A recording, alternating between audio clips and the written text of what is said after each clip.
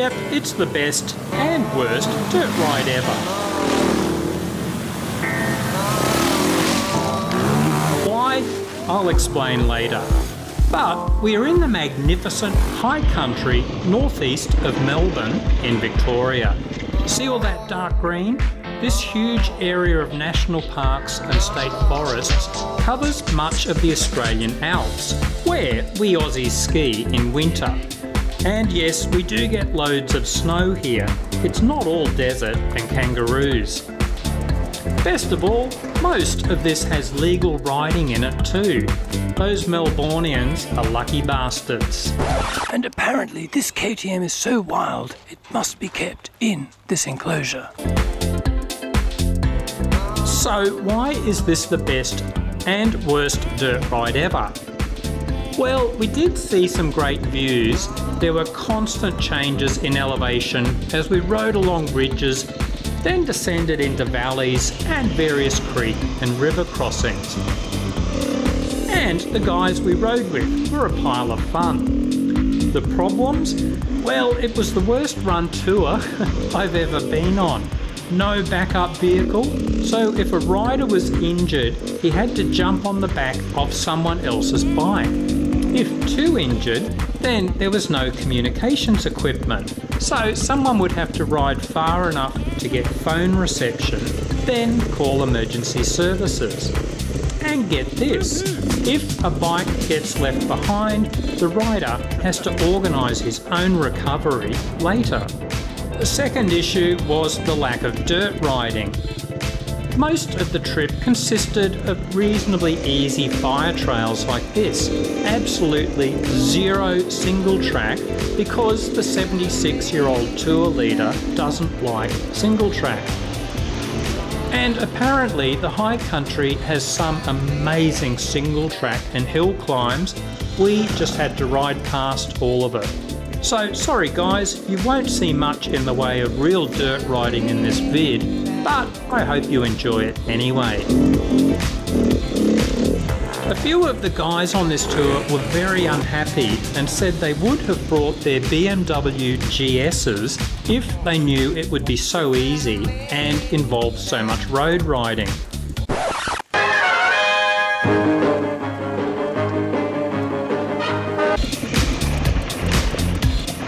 This was just the start of the problems, but I'll bore you with more later.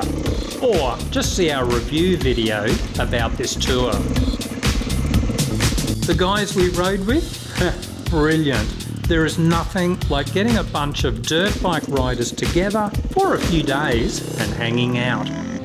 About the only weird moments were after the first 2 beers, and this sort of shit would go down.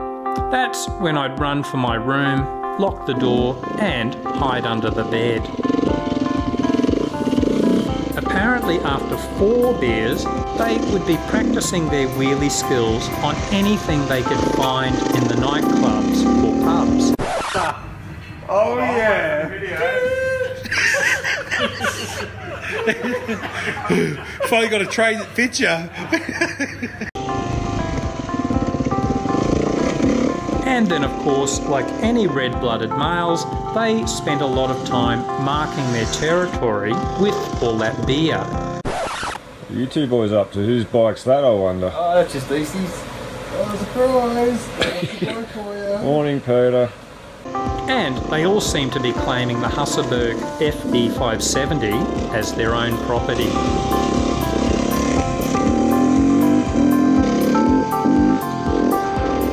With all the flat, easy dirt roads, it was easy to get bored. So apart from wheelies, I always looked forward to the occasional tree fallen across the track to see how the guys coped with this suddenly appearing out of the dust.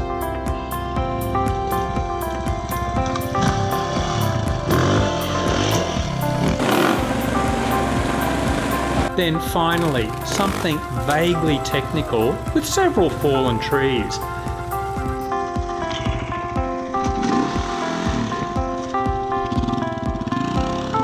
I want to do it feet up, but... Ah, you bugger. Fucking 4 strokes. That's no way to bitch about a lone bike. Battery's dying.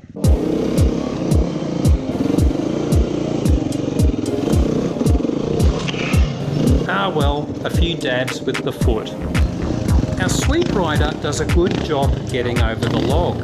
He was actually a very fast rider and was obviously getting bored with riding sweep.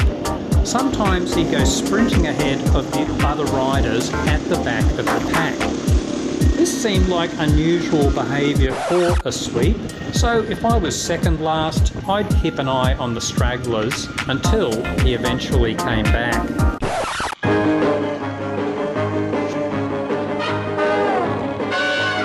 With no backup vehicle or support team, we had to carry all our own stuff and fix bikes ourselves. Thankfully, one of the riders, Jody from Euro Enduro, is a bike mechanic and always jumped in to help with various problems on the tracks. Incredibly generous of him, he doesn't like working on bikes in his spare time, but knew he could save the group a lot of time and effort if he pitched in. The overall pace of the group was quite slow because Klaus is 76, but fixing that puncture gave us a chance to crack the throttle a bit and lift the pace for a while. While the high country has incredible views, we were mostly just surrounded by trees, so it would feel like any normal fire trail. But late afternoon, we finally got to experience the views most of the way to the ski resort. Even the long road slog is very bearable with views like this. Hang around guys, we've got 3 more days of riding. Catch you soon.